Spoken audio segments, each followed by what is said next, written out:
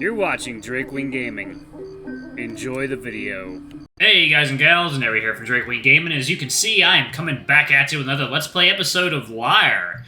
Lyre is finally on its full official release, y'all, and I am more than thrilled to bring y'all more content. I don't know how big this update is. I think it's probably pretty big. And there's also a special thing after the credits, so Book 1 is complete, and there is going to be a Book 2 as far as I know. So the story will go on, no matter what happens, and oh god, I do not know what's going to happen, and I'm very nervous for some of these characters. Anyway, y'all, let's go ahead and jump right back in.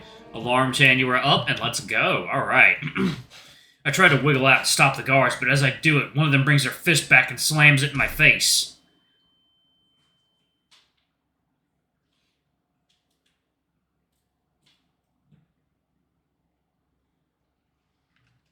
Chapter 12, Day 38.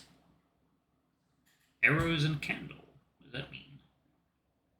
The tips of my shoes drag along the rough ground as I'm hauled through the corridor. Pain radiates from my nose and my head aches, a thumping pressure banging against the walls of my skull. Although I imagine it's nothing compared to how Adrius feels with the way I left him. Open my eyes a little bit, but opening them too much causes my head to hurt even more. Two of the guards drag me by each arm as we make our way down the twisting halls of the castle. We reach a set of stairs that lead down to the first floor of cells, and they begin to lift me down the steps. Even with all this dead weight, I feel light being carried by their strength. We reach the bottom of the stairs, and they continue to pull me down the long tunnel. I look to my left and watch as cell doors pass by, one after the other. Each doorway casts a light on my face that creates a searing pain rushing through my head. I close my eyes and let them carry me down the hall, the repetitive movements of their bodies pacing down the tunnel, almost putting me to sleep. One good punch to the face is how much it takes to help me realize just how tired I really am. I can faintly hear the cell door swing open, and before I know it, I'm dragged around the corner and thrown against the wall with the bed. I sit there, slumped over, the pain in my face becoming more numb with each passing minute. The guard who threw me onto the bed begins to take the shackles off of my wrists and throws them to the side when finished. After that, they take the shirt I'm wearing and bring it up and over my head, my arms sliding through the sleeves. I toss to the side, and I feel a cold wind on my upper body, and then grabs my forearm tightly and brings it up into the air, almost pulling me out of my seated position. The large rusty shackle gets clamped around my... Rusty Shackleford? The large rusty shackle gets clamped around my wrist, and they let go of my arm as it hangs limply in the air above my head. They grab my other arm and do the same with it, and the cuff tightly gripping my wrist. The only issue is my arms are now crossed over each other. I'm not too uncomfortable, but then again, I just spent most of the day in chains, so I'm used to it. The other guard takes the shackles that were previously on my wrists and binds them around my ankles. They're a bit tight, but it doesn't hurt. Before I have time to settle into things, a swift punch to the gut causes me to lurch forward. The pain works up through my stomach, and I feel the muscles in my gut begin to tighten. I wrench onto the ground and groan in pain. Not much came out, given I haven't eaten in a while, but it still hurts. Here, the two guards walk out of the cell, one of them closing the door behind them.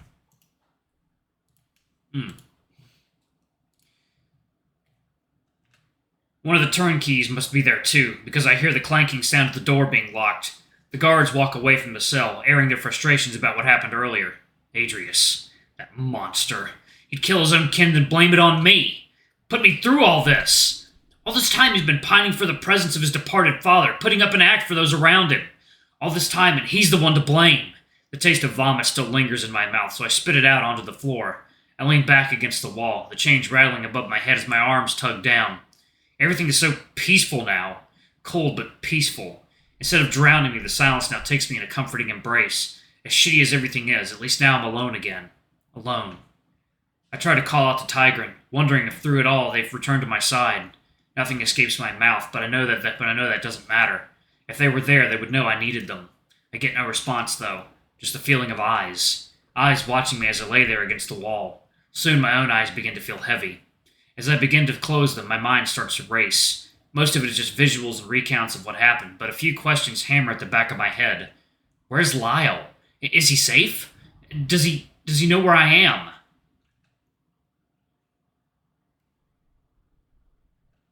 What's going to happen to me?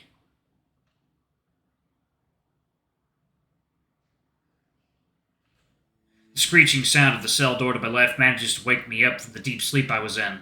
Before I can open my eyes, I go to move and remember I'm shackled to the wall as the chains begin to rattle. I loosen my limbs and raise my head up slowly. My eyes struggle to adjust to the light. but judging by the shadows on the floor, it's sometime around noon. I can't tell how many days have passed, but it feels like I've been asleep for a long time.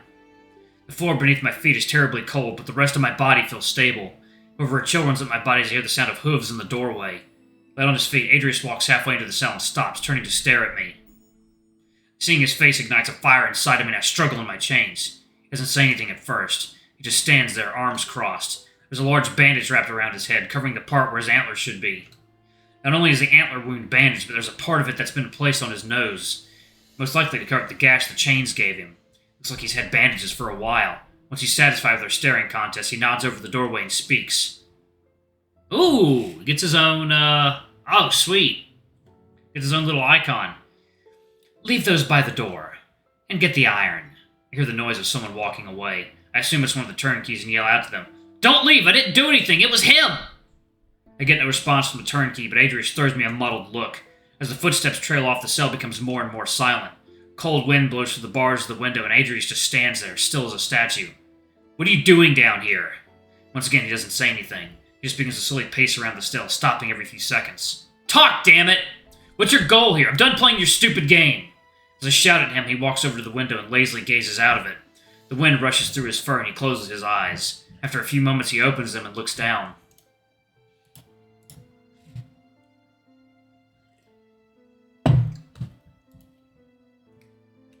He spots something and leads down to the pile of straw in the corner. From the pile, he pulls out the bottle of tablets Leaf gave me. It must have been peeking out from the clump I buried it under. Could I even get in trouble for that? Leaf. He whispers this under his breath. After reading the small label on the end of the bottle, he squats down and reaches into the pile again. His back is to me, so I can't really see his face, and he's so silent I'd assume I've lost my hearing. Holding up his hand to see a small piece of mirror pinched between his finger and thumb. It's dirty and smudged, but it still reflects light into my eye for a moment as he twists it around in his hand.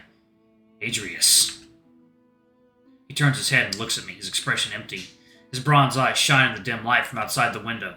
What? The way he asks this sounds less like he's annoyed and more like genuine curiosity. I try to think of what I wanted to ask him, but I really just wanted to break the silence. Nothing. He stands up and opens the bottle, taping it into the palm of his hand until a tablet comes out. Popping it into his mouth, he swallows, not even needing anything to drink to get it down as he slowly paces toward the east wall. So what's going to happen? Are you going to kill me too? Won't even give the headsman the satisfaction of doing his job? He stops in his tracks and tilts his head in my direction, staring at me out of the corner of his eyes. Shut up! He yells this, and before I even know what's happening, he hurls a shard of mirror into the wall next to me, pieces of it scattering all over the ground. God, do you ever shut up? You fucking worm! That display you and that disgrace of a knight put on the other day is the entire castle in an uproar. I expected nothing less from scum such as yourself, but you truly ruined Lyre. He was a good and loyal dog, and now you've gone and undone it all. He was a prodigy. He had potential, but now he's what? All I remember is that Lyre was gone the moment things broke out in the throne room. What could he have possibly done in this time since then? Oh, that's right. You don't know. A sick feeling enters my stomach and it overtakes the pain that was there before. Of course you haven't heard. You've been out for a couple of days, haven't you? I suppose food isn't the only thing you're starving for. He leans against the wall behind him and looks down dejectedly. After your disruption into the trial, we conducted a search on the entire castle looking for him. I'm sure you remember the way he fled the scene so swiftly. The horrible truth is, how can I put this? My heart sinks down into my stomach and an awful taste hits the back of my throat.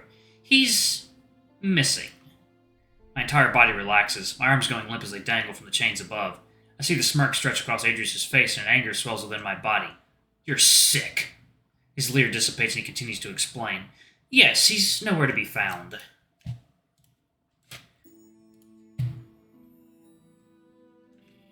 The guards looked all over the castle and he hasn't turned up. I can hear his voice waver a bit at the end of his statement, and I'm reminded of the fear in his voice when Lyle disappeared from the trial, the way he shouted over and over the guards to find him. It was terrifying watching him freak out like that. Sorry to break it to you so bluntly, but he's left you. He leans in, his twisted smirk appearing once again. Heh. I let out a short laugh and Adrius leans back, somewhat stunned by my reaction. Is something funny? It's laughable, really. You have no respect for him whatsoever, yet you rely on him so much. What are you talking about? And you wonder why he's become so disobedient. If you're wondering, no, it has nothing to do with me. And as much as you want to hate me, I'm very certain Lyle's loyalty's changed due to you and the situation you caused. He squints his eyes at me, listening intently, but waiting for the moment to shut me up. I don't care, though. I'll take any chance I can to get to insult him to his face at this point. But I have a feeling you're going to have an equally difficult time keeping Elizabeth by your side as you have with Lyle. Or maybe you won't. I don't really know her. All I know is that in the first weeks of you being king, you've done an awful job. You've inspired no loyalty. Lyle has managed to break out of the chain you fastened so loosely around his neck. He's merely hiding from you in the situation you've put yourself in, nothing more. Good! Let him hide!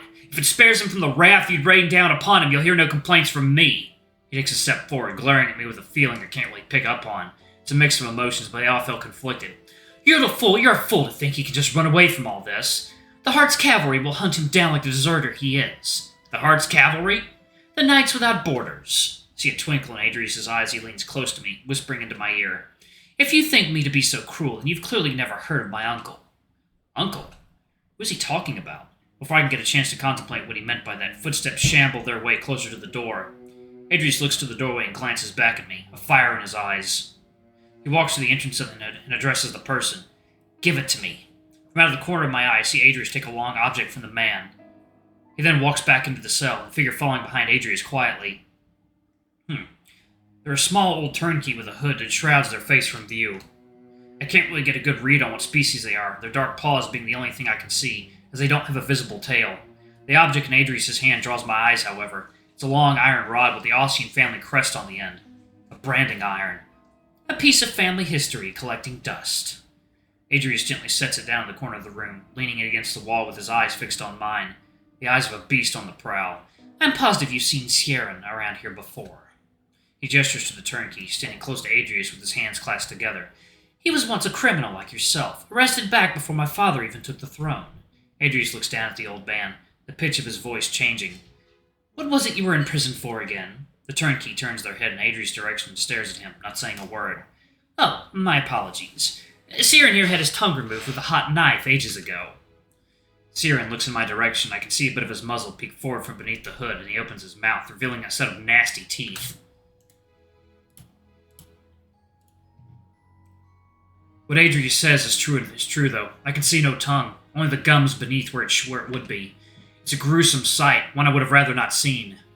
I can't exactly recall what crime warranted such a punishment, but all of that is in the past now. After his sentence, he was appointed the dungeon's torturer, to which he happily accepted. Of course, under my father's reign, he was barely given any real work. Chill runs over my whole body, and the fear begins to take over. Does he seriously mean to torture me? I assume my way out of this nightmare would be much quicker. I believe they were actually a doctor before being imprisoned, is that correct? Adrius looks down at him and he nods his head. It's a stiff and human movement. Their knowledge of the anatomy of different bodies is quite extensive. With how biologically diverse the people of this land are, I imagine that it's a very impressive skill. Sieran is almost as proficient as Leaf, I would say. So you're going to torture me? He freezes, his hand falling to his side. I won't be torturing you. Honestly, were you even listening? Sieran has been out of work for a very long time. I'm not about to take that from him. As Adrius says this, Sieran wheels in a cart with all sorts of tools. I recognize some of the more basic instruments, and seeing them makes my throat tighten on the inside. I wonder what he'll do first. Adrius walks forward and rubs his hand on my cheek, bringing it down to my chin. It makes my blood boil. You have such handsome, rugged features with beautiful, pearly white teeth. He pulls his hand away, a nervous expression on his face. Much sharper than I assumed a human's teeth would be. Hopefully not sharp enough to cause Sieran trouble when he pulls them out. Beads of sweat slowly drip down my face, and suddenly the teeth in my mouth are more apparent than ever. My body feels weak, and my arms are now shaking enough to cause the chains to rattle silently. I'm kidding. Unlike your teeth, my antler will grow back. He turns to Sieran and gestures to me. Sieran, try not to do anything too drastic. I know you're a bit rusty, so please take your time getting back into things. Alright, I'm gonna pause it right there. Oof, that's dark. I mean, I had a feeling that was going to happen. Yeah, things are not looking good. Things are not looking good. Oh, okay. Alright, y'all. Thanks so much for watching. Don't forget to like, comment, subscribe, ring that notification bell, and check out our Patreon if you can. It always helps. Before I go, I'm going to give a quick shout out to our lovely bronze tier patrons. Thank you all for all you do for the channel. We greatly appreciate the support. Thank you to our silver tier patron, Cade Silverman. Thank you for going a bit above and beyond. It's greatly appreciated. Thank you to our gold tier patron, Armor. You're awesome. We love you. Thank you for subbing to our ultimate tier anyway. If y'all want to get your names in the credits, get access to our not safe for work contents as little as $5. Alrighty. I love you all. It's good to have Lyre back. Bye-bye.